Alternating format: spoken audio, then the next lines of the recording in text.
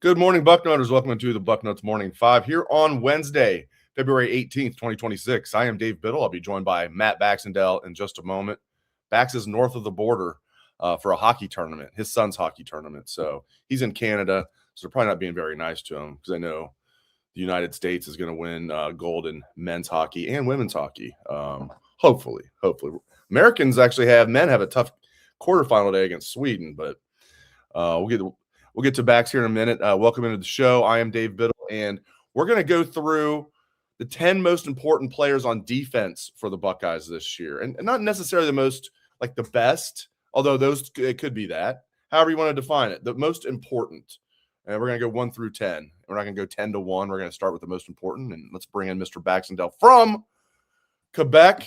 How are things north of the border, sir? Bienvenue, Canada, Dave. How are we doing today? Well, I'll be doing better if the Americans beat Sweden in the quarterfinals at 3 o'clock, 3:10.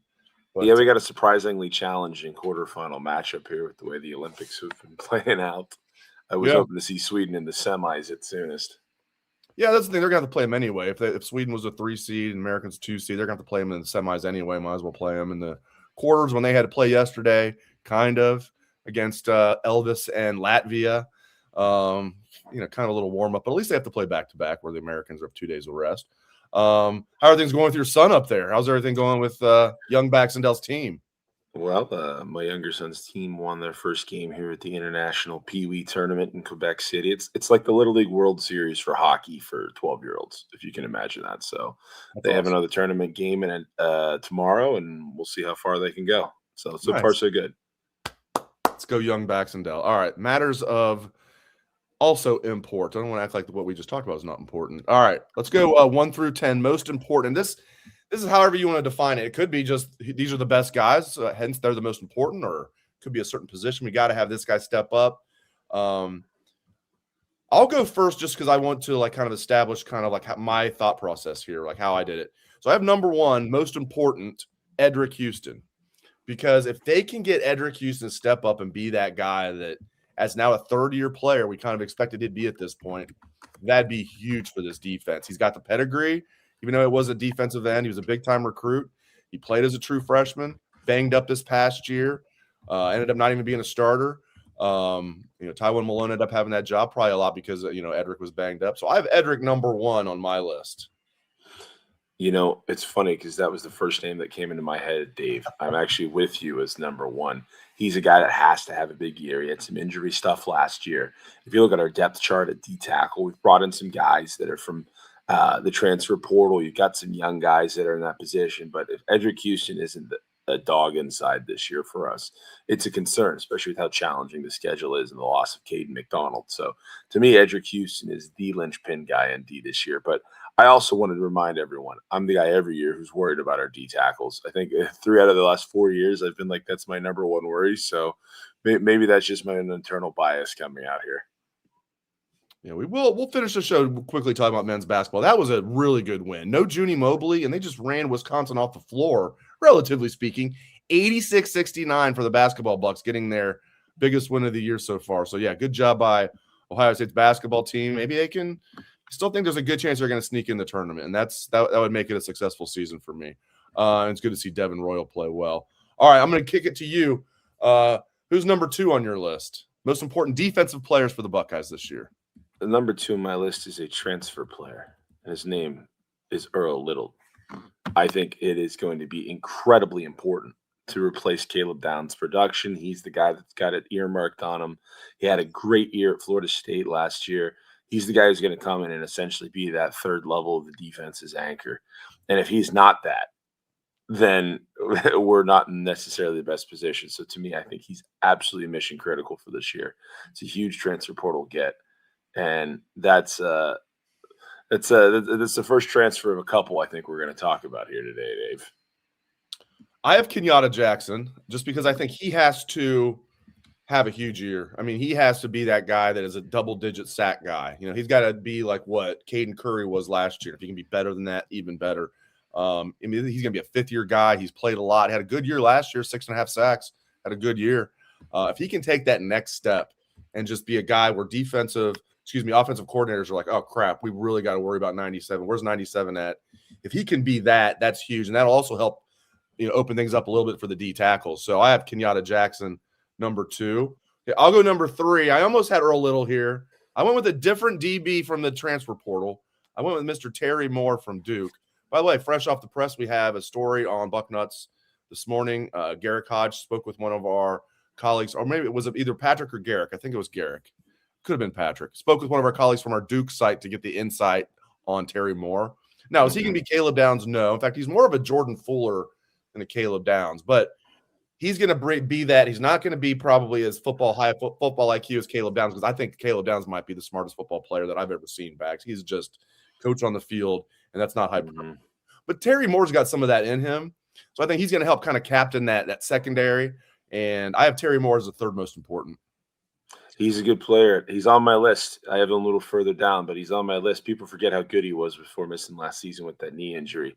He was one of the best safeties in the country. So my number 3 is actually Kenyatta Jackson. Let's just face it here. He's going to be your big guy off the edge this year for the Buckeyes. And you have to have somebody who is a threat that can rush the passer with 4 men on the line, some guy who's going to learn to fight through some double teams. Kenyatta's the veteran. This has got to be his year to be the front runner guy at that position. And like I said earlier, I always talk about you win your football games in the trenches, period. Kenyatta is the most proven defensive end we have on the roster.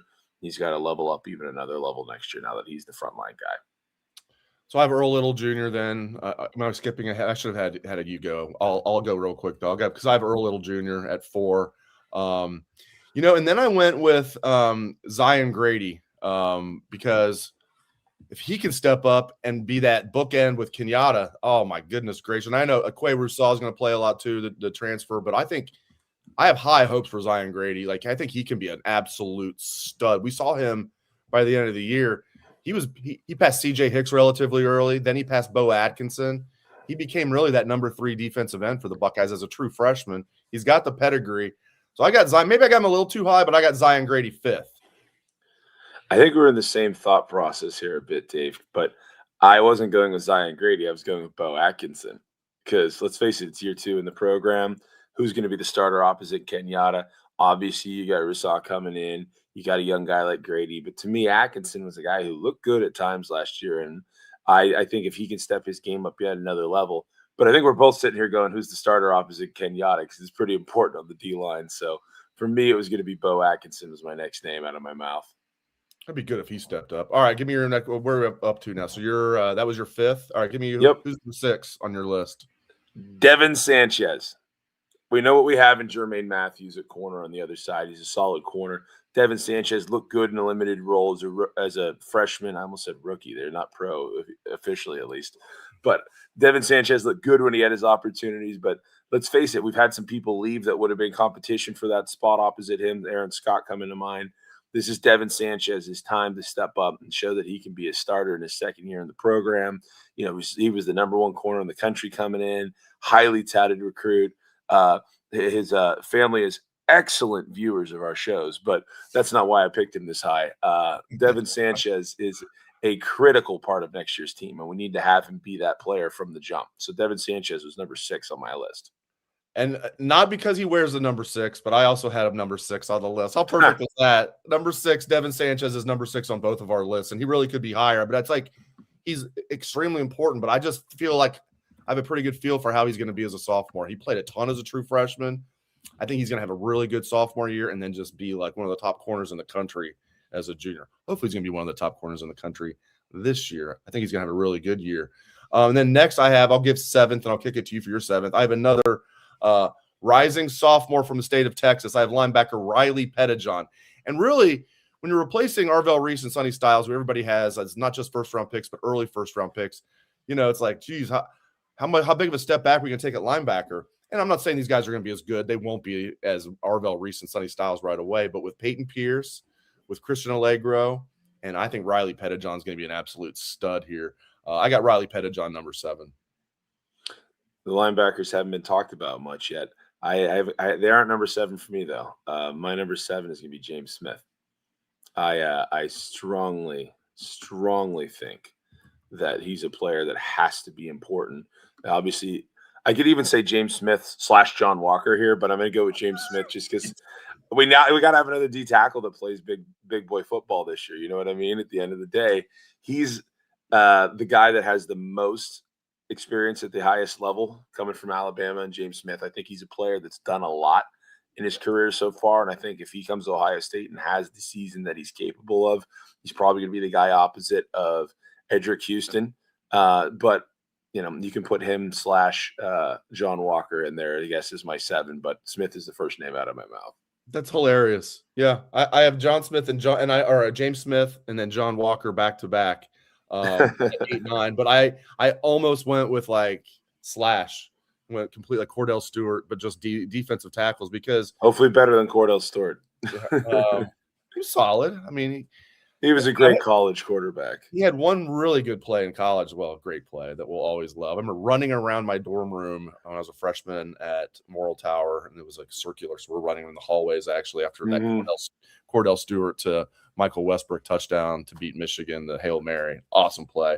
Yeah, so I have my next 2 guys, James Smith and John Walker. They don't need those guys. I mean, if they're like first team All Big Ten, that's absolutely huge. But they need these guys to be like good starters. If they're and maybe Will Smith will be the starter and Smith will come off the bench, maybe, but like they really need, or excuse me, Will Smith would be the starter at the 1 tech, even though he's like kind of little.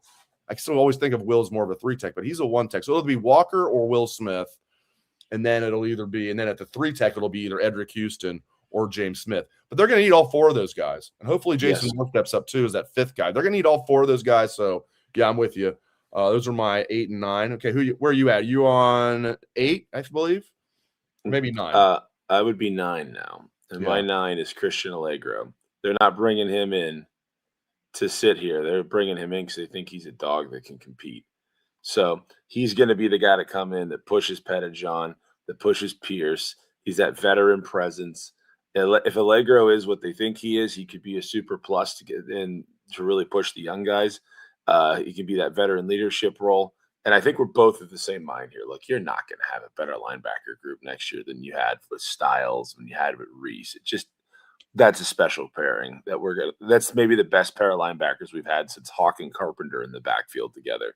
So anyways, at this point, the simple answer is the linebacker group's going to get some certain attention from us. And I think Allegro being the transfer portal veteran coming in, I think his role is critical, even if he ends up getting beaten out by the young guys because of what oomph that he brings to the competition for them. Yeah, and you really could pick. There's so many guys I consider for the final spot. I went with, you mentioned him earlier, but you said we kind of know what we have in him, is Jermaine Matthews. I expected more out of him this past year. But then again, when he went to the slot, he played really well. And there's games he played really well. But I expected more out of him as a junior. And I think he's going to have a big senior year. And they need that out of him. I think him and Devin Sanchez are going to be really good outside corners. You could, in theory, move Jermaine inside, have somebody else start opposite Devin at outside corner. But I think they're going to keep Jermaine outside. Devin and Jermaine are going to be your outside corners. Earl Little is going to be that nickel most likely. Miles Lockhart, I think, is going to be in the mix. He's a third-year sophomore. Not a lot of people talk about that. I know for a fact that coaches like. But I have Jermaine Matthews as the final one on my list because I just feel like as a senior, I'm so glad he's coming back. I thought he would, but now's the time for him to be like, okay, I'm going to show you guys why I was one of the top corner recruits in the country. Yeah, he was my 10 too. And I feel like he's a solid starter. We know what we have, like I said earlier, in a certain role. But I'd like to be wrong on that. I'd like to be like, wow, I undersold him. He had a big he had a big jump junior to senior year. OSU is a long tradition too of corners, Dave, that their last year at OSU, they take a huge jump after being good, solid players for a couple of years. I mean, we could go down the litany of guys.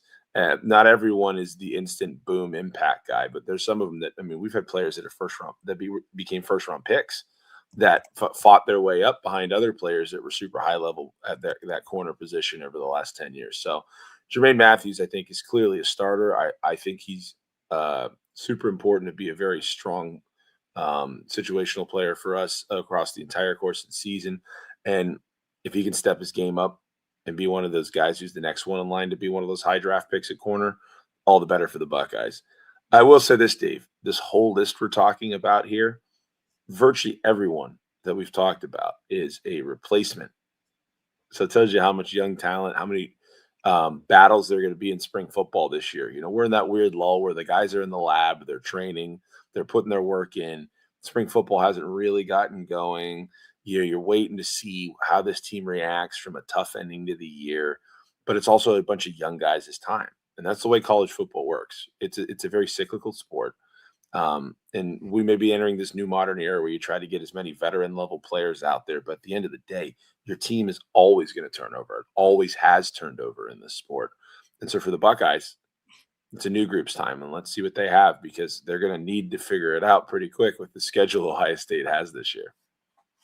All right, switching gears, I don't know if you saw this, but Ohio State President Ted Carter, who I really, really, really like. He loves football. He knows the roster like the back of his hand. It's pretty cool. He joined 10 TV. Dom Tiberi had a really interesting interview. I did a couple stories yesterday, just kind of picking a few things. It was like 19 minutes. I encourage people to go on YouTube and watch that entire video with Dom Tiberi and Ohio State President Ted Carter, the former Vice Admiral in the United States Navy. The most interesting one, and this is not breaking news, it was just interesting to hear Ohio State's president say it. We've been saying this. He said, he was asked by Dom straight up, he's like, President Carter, are you concerned about the NIL situation? I've heard people say things like it's not sustainable. And Ted Carter says, yes, quote, I am worried, and not to make a headline, but it's not sustainable. And he went on to say, if we're going to try and we're competitive in football. He said, there's about 5 schools that can do what we're doing. Well, at least we're one of those top 5. But then he went on to say, if we want to be competitive in men's basketball, women's basketball, ice hockey, all this other stuff, like he gives it about 3 years. He said it's not sustainable for like more than 3 years. I couldn't agree more. I mean, rich people didn't get rich by having a poor return on their investment. So I'm not saying that things are going to dry up. It just what's going on right now just seems unsustainable. And, somebody much smarter than me and President Carter agrees. Dave, at the end of the day, I think Herb Street hit this one on the head correct. And I've been over the years critical of some of the things that Herbie said, but I'm going to tell you right now, the only way that this is going to get eventually figured out is that we treat these guys like a collectively bargained group of athletes that are professional in a certain extent, which that they are. And at the end of the day, it's not going to be like a revenue share thing like you're seeing with the NFL or whatever, right? Because there's no way that's going to ever be the case. But this NIL is going to be in a certain position where these guys do have negotiated benefits, et cetera. And that's the only way that you're going to really get this under control is that, you can essentially say, hey, we're collectively bargaining what these guys can make. And that's how all the pro sports in North America work. And then that's really the only sustainable way here, because what you're going to end up seeing is this is moving more and more towards the soccer model, where you see these European soccer teams. Some people will inject a crap load of money in it and they'll be good for a little while. And when that wave peters out, the guy does not have another pile of money to inject. And if you don't build it sustainably, you see a lot of these famed soccer clubs that 30 years ago were doing great. They're in like the 4th division. And you're going to see a lot of college football programs that historically have been great that can't afford it. And the other thing that it really hurts is you only have a finite amount of dollars that can come into Ohio State athletics in general. And with all the money that you're not paying out to these players, not that they don't necessarily deserve it, but the fact that there's no controls over how it goes out, you have donors that are less likely to bring in money for things that are badly needed. How about that new hockey rink? Well, I'm sitting here talking about hockey, right? Our women's team is the only program to have a woman in all 4 semifinalist teams here at the Olympics. And for that, how about that? Or there's something like cool. 8 OSU alumni, 9 OSU alumni are current players in the women's hockey Olympics this year. That's sort of a big deal. And they play in the worst rink in Division I hockey at the OSU ice rink. And It's incredible what they've done with it, but they need a new building. Our men play in the Schottenstein Center. It's wildly oversized for them. And by the way, I think that it's too big for basketball. And I think basketball people wildly oversized for basketball, let alone college hockey. Yes. Yeah. And I think the basketball people dearly want to renovate it and make it more basketball centric, but they can't because the men's hockey team has nowhere to go. You think we wouldn't have had funds in past years that would have appeared by now for a new hockey rink if we weren't dumping millions more into football and et cetera? And then if you have NIL built the way it is, like, Penn State brought in Gavin McKenna for, $750,000 this year to be on their hockey team. That's insane by hockey standards. We don't really compete the way in NIL and basketball a lot of other teams do. We're a perpetual second-class team in NIL with basketball. We're not going to ever match the Kansases or the Dukes or the Arizonas of the world when it comes to that, because that's not what OSU's biggest Or even owners focus on. Michigan, unfortunately. Even Michigan's pouring a lot into basketball, and we're Oh, seeing yeah. the results. We're seeing the results. Look at that. They bought 3 guys in the portal, and they're all 3 are really good. They got 3 top 50 guys in the portal, Michigan did. Ohio State's top one was Christoph Tilley, who was somewhere in the 80s. So Ohio State got nobody in the top 80. Michigan got 3 guys in the top 50, including one guy that would have been a first-round NBA draft pick, as Dan Rubin was talking about on Monday. 3 top 50 guys in the portal, and there was like 1 million players in the portal, by the way. And Ohio State got one guy that was like top 90. The next guy was like 150th, like Brandon Knoll from Wright State. They just – because there wasn't any money. The finite money they had, they used to bring the big 3 back. Devin Rowe actually played really well last night. Calling him a part of the big 3 before last night, people would have looked at you cross-eyed. But bringing Bruce, Royal, and Junie back, that was like most of the budget right there. So that you got like scraps to pay guys like Christoph Tilley is your best. But you're right. I didn't mean to cut you off there. But yeah, finish up what you were saying, and then we'll get you out of here because I'm sure you got to get to hockey matters up there. For those who are just tuning in, Bax is Mr. International. He's up in Quebec City for a hockey tournament, so for his son. All right, finish up what you were saying. I didn't mean to cut you off there. I'm just saying, until we have some guidelines and structures in place, you're going to have places that wildly overinvest in one sport or another, like Texas Tech giving softball players $1 million. And then you're going to have the rest of everyone else who's trying to figure out how to spread it out across all their sports. All this is going to result in is schools are going to continue to start cutting other sports because they're not going to be competitive. And you don't want a world where you don't have all these other sports because it's less opportunities for athletes in general and people in general. And if we don't have that, what do we have university sports for in the first place? So we've got to find a way to put guardrails on football, because those guardrails need to just somehow keep this reasonable. Like, you can't have guys making more money than NFL players in college football. That seems insane to me. But we certainly have that right now. And you have guys suing left and right to not leave college. And if we're getting to the point where Trinidad Chambliss is getting injunctions for his 19th year of college football, like, what is the point of the system? It's like going to be like watching old guy football when you're having 30-year-olds consistently. I mean, we made fun of Chris Wenke for being 26, right? All those years ago. If people can have 6th, 7th, 8th years, what's the point? They're just paralleling the NFL. Like, we got to have some restrictions and guidelines. We have to have some sort of collectively bargained situation that governs all of this stuff, or we're going to end up having a system that's going to drive fans away and actually hurt most universities. Well, thank you for joining me from our northern neighbor, and good luck to young Mr. Baxendell in the hockey tournament. Let's go. Junior hockey, Pee Wee Hockey World Series. Let's go. The International Tournoi Pee Wee du Hockey has been a nice experience for us here in Quebec City, Dave. It's a really cool experience. If anybody's kids ever play hockey, the AAA Blue Jackets in Columbus doing a fantastic job with helping push youth hockey forward. There's another group, by the way, that is working to build a facility in Delaware. They're trying to build a triple rink. They're almost done with their funding. So shout out to the Blue Jackets. And, this is the lull between our football guys, so I can talk about hockey for 2 minutes before everybody tells me to get back on topic. So yeah, and go USA today, just past 3:00, playing Sweden in the quarterfinals. Then go USA women tomorrow, playing Canada for gold. I think that's at 4:00 Eastern tomorrow. Great stuff, Bax. I appreciate it, my friend. Bon voyage, Monsieur Biddle. All right, there he goes. I'm not even going to try and speak French. I'm going to go like we. The biggest thing when I went to Paris once, my wife and I went to Paris once, and the biggest phrase that I needed to learn, and I did, was "Parlez-vous anglais?"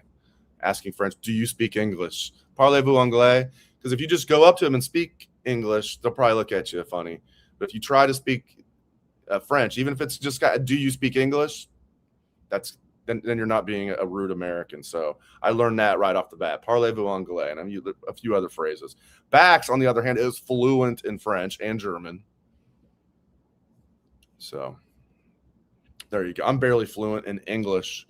Bax is fluent in at least 3 languages. All right, I promise we're going to wrap up. We talked about it a little bbit, but what a win last night for Ohio State basketball. Like, I was thinking, man, this would be huge to get this. I can't believe Junie. What crazy timing for Junie to break his pinky finger on his shooting hand.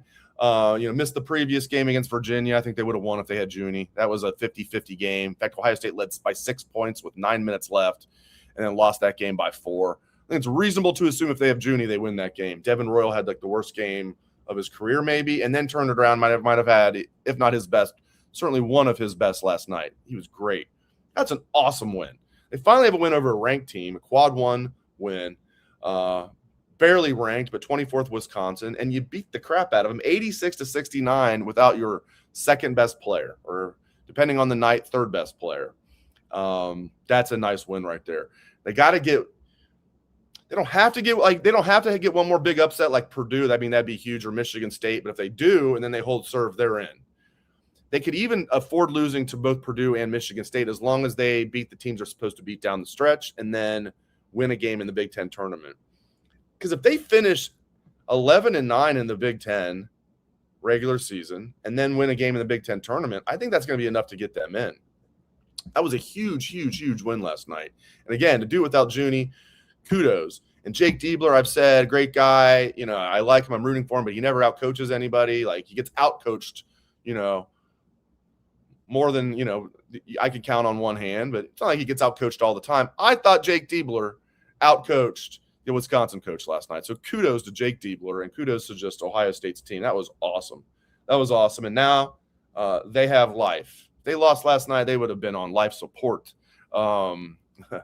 Maybe you would have pulled the plug, but now they've got a better than a puncher's chance now.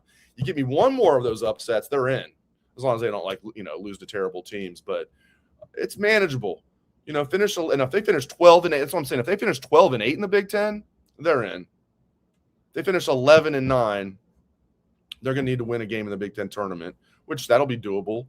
That won't be they'll be in the quarterfinals at that point. They'll have to win they won't have to play one of the early games. They'll have to play one of the early games, the second round or whatever. It's like the third round, I think, is like the quarterfinals. There's so many teams in it now. But I like what I see here. Get Junie back.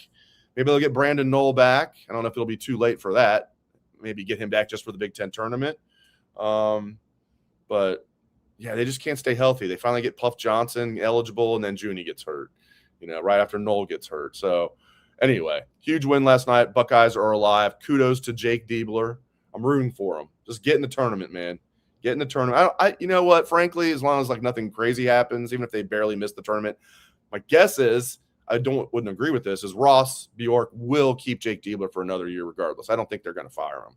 I'm just saying what I would do. I think it's time, if they would have lost last night and they missed the tournament, I think it would have been time to move on. Hopefully now they make the tournament. It's all a moot point. Bring Jake back, see how year 3 goes next year. We need to see our Buckeyes in the tournament. March Madness is not the same without the Buckeyes in the tournament. So let's hope that happens. All right. Thanks to Bax and thanks to all of you. I appreciate it very much. Hope you guys have a great rest of your day and go Bucks.